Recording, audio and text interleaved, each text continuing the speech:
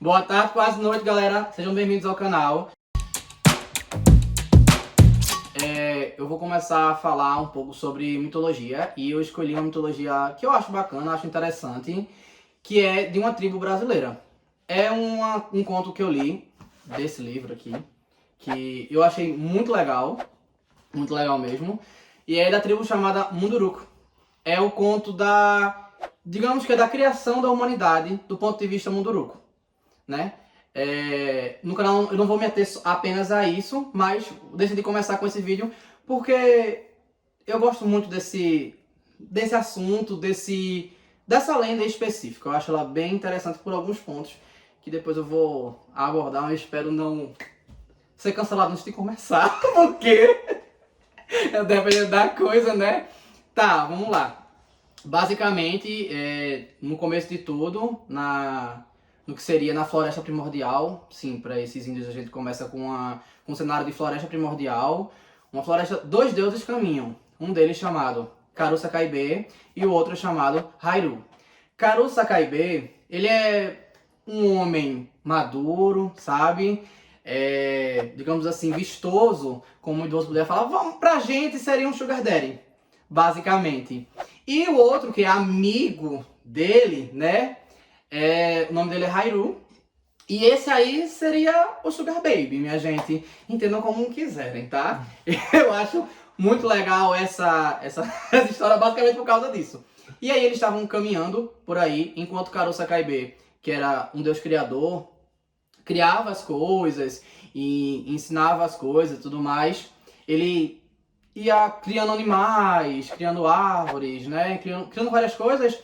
Hairu ele só queria saber se divertir. Então, um belo dia, nesse dia que ele estava caminhando, ele decidiu fazer um experimento. Karu-Sakaibe tinha criado um tatu, né? E ele tinha achado a criatura interessante. O que foi que ele fez? Ele pegou e fez um tatu com argila, com grama, com folhas, gravetos. Fez lá, achou bonitinho e foi usar uma resina de árvore para poder colar, né, as coisas lá. Sendo que aí ele colou a mão dele segurando o rabo do tatu. E ele não conseguiu desgrudar o tatu de jeito nenhum. Aí foi que ele pensou, eu vou dar vida ao tatu pra ver se o tatu sai, né? Se a cola vai na criação do tatu e ele me solta. E aí ele deu vida ao tatu, sendo que não descolou da mão dele. E o tatu começou a escavar. E assim como desenho animado, eles entraram à terra, sabe? O tatu dragou ele pro centro da terra. E ele foi descendo e sendo arrastado. E tomou pedra na cara, enquanto estava descendo. Quando chegou no centro da terra, nesse ponto, a mão dele já ia soltando aos poucos da cauda do tatu. E aí quando ele chegou lá embaixo, no centro da terra, ele viu como se fosse uma civilização meio arcaica, mas eram pessoas. E aí, meio como se fossem pessoas ainda que estavam descobrindo o ambiente e tudo mais. E aí ele ficou encantado. Nossa, tem gente aqui. Aí a pergunta que eu faço: o que é gente? Como ele sabe o que é gente? Se não existia gente. Aí ele fica: poxa, tem gente. Eu vou contar pra Karu-Sakaibe antes que ele se estresse comigo. Eu tô editando essa história de acordo com a minha interpretação. Porém, eu vou usar algumas condições que o autor escreveu. O livro foi escrito no início do século XX, foi 2001, se eu não me engano, o livro. Enfim. E aí ele volta para a superfície. Quando ele chega na superfície, ele vai conversar com o Karu-Sakaibe. E o Karu-Sakaibe fica muito irritado, reclama com ele e tudo mais. E eles têm uma briga por causa disso, porque Hairu deixou ele muito preocupado, porque sumiu e assim vai. Pra mim isso parece mais uma briga de casal. Pode também dizer que é pai e filho, né? Vamos ali, mas entre outras coisas. E aí Hairu chega e fala: então, Karu-Sakaibe, existe gente no centro da Terra? E aí Karu-Sakaibe fez: nossa, gente? Aí eu pergunto: como ele sabe o que é gente? Novamente. E aí Karu-Sakaibe faz: vamos fazer o seguinte, vamos trazer esse povo pra cá, vamos trazer aqui pra cima, e a gente coloca eles aqui, eles vêm habitar pra cá, eu acho que eles vão topar, eu criei tanta coisa legal, tanta coisa interessante. A Hairu faz: tá, eu topo, mas como é que a gente vai arrastar? Gente, eles são deuses. Eles podiam simplesmente, sei lá, escalar, fazer qualquer coisa. Não, mas Caro Sakabe decide fazer o seguinte. Ele pega, faz assim com a mão, assopra e cria uma semente. Ele planta essa semente, instantaneamente essa semente vira uma árvore gigantesca. Ele retira as fibras da árvore e faz uma corda gigante e amarra na cintura de Hairu. E diz, Hairu, meu anjo, você vai... Não dá pra dizer anjo, né? Mas ok. Hairu, meu bem, desça, vá lá pro centro da terra e conta pro povo pra ele subir. Pra eles chegarem aqui, a gente bater um papo e a gente habitar. Aí Hairu faz, beleza, vou descer. Aí Hairu desce. Chega lá e vai, ó galera, é o seguinte, aí outro ponto. Como é que o povo sabe falar com ele? Vamos aí acreditar que Hairu simplesmente incumbiu magicamente a linguagem na cabeça deles. Mas vamos lá. Ele chega, galera, ó, é o seguinte, vamos lá pra cima, tem muita coisa, é muito interessante. Então meu amigo quer ali chegar e deixar vocês lá e tal, pra vocês verem o paraíso. Aqui não tem nada. Lá vai ter comida, lá vai ter água, vai ter coisa bonita pra ver, enfim, vamos pra lá. E aí eles basicamente classificam como alguns grupos. Os grupos dos bonitos, dos feios, dos trabalhadores e preguiçosos. Então, tem a mescla dessas características. Eles basicamente separam dessa forma. Então, na frente, eles vão lutando na frente e tipo, quem era preguiçoso, topa na hora, porque comida tá fácil. Então vamos subir. Quem não quer trabalhar, vamos subir. E começa a subir a corda que Hairu tá subindo, que Caro Sakabe tá lá na superfície, segurando para eles subirem. E aí, eles vão subindo. Gente, quem já tentou subir uma corda sabe que é difícil. É bem difícil. Eu mesmo não consigo. Mas, E aí, vai subindo os feios, depois... os preguiçosos. Os feios que falam sobre as coisas de serem fácil e tal, eles não tem que se preocupar. Então eles acham que a beleza deles não vai ser tipo... não vão mais se importar. Porque vai ter tanta coisa bonita por aí, não vão querer necessariamente ser isso, né? E aí, sobem também.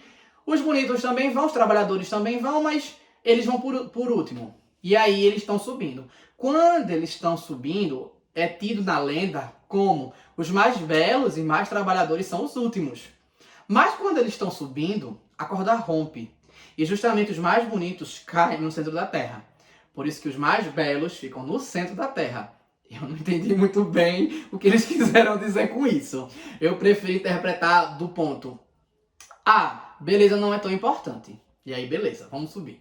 Chega lá em cima, todo mundo conversa. E aí, Caro Sakabe vai e vai ensiná-los, né? Vai ensiná-los.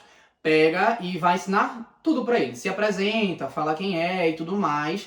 E ele vai servir como deus civilizador, que em várias mitologias, tem vários por aí. A gente tem Toril, Quetzalcoatl, na mitologia maia e asteca, respectivamente. A gente tem Osíris, na mitologia egípcia. A gente tem vários deuses em várias mitologias que fazem esse papel. No caso do Munduruku, é o Caro Sakabe que vai fazer esse papel. E aí ele pega e vai ensinar para o povo como caçar, como plantar, como usar fogo, como... Na lenda diz que ele dá plantas pra ele, tipo mandioca e tal, pra ele poder eles usarem, fazer a farinha de mandioca, enfim, outras coisas. E aí ele vai ensinando. Sendo que tem uma galera que tá com preguiça, que era preguiçoso, que queria facilidade. E aí simplesmente eles ficam num canto. E aí Caro Sakabe começa a dividir esse povo por tribo, ele divide em 5 tribos. Ele extrai de plantas cores específicas porque ele ensina eles também a se pintar. Então, ele vai e passa, tipo, o verde para uma tribo, o vermelho para outra tribo, o preto para outra tribo, o azul para outra tribo e o amarelo para outra tribo. No final, ele está convocando todo mundo para fazer isso. Mas aí tem uma galera preguiçosa que fica no canto lá. Vou comer, vou ficar aqui na minha. Aí o que é que ele faz? Eu acho um pouco pesado, mas eu entendi o que a lenda quer dizer. Ele transforma esse povo, ele chega lá e diz, galera... não vai se vir assim, a gente não foi pra isso que eu trouxe vocês pra cá, então eu vou transformar vocês em animais. E aí ele pega e transforma esse povo em lagartos, em aves, em insetos e em peixes. Por que ele faz isso?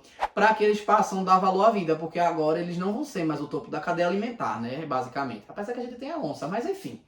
É basicamente para ensinar que tudo bem você ser feio, mas você ser preguiçoso não dá. Você tem que ser útil para alguma coisa. Então você mesmo sendo, ele transforma em animais para que eles tenham um nicho ecológico, né? Vamos dizer assim. E eu achei isso muito interessante, até para cantar para uma criança, né, a respeito disso, não importa a sua aparência, se você for disposto, se você for uma boa pessoa e tudo mais, tá tranquilo. E aí ele ensina o povo a fazer isso e vamos dizer assim, ele divide em 5 tribos, mas ele trata como tribos irmãs, ou seja, eles têm que manter uma boa aparência. E na lenda é dito que todas as vezes que essas tribos entram em conflito, Cara Sakai desce pra dizer: ô galera, que é essa? Vamos, que não foi isso que eu ensinei a vocês, vamos fazer as pazes.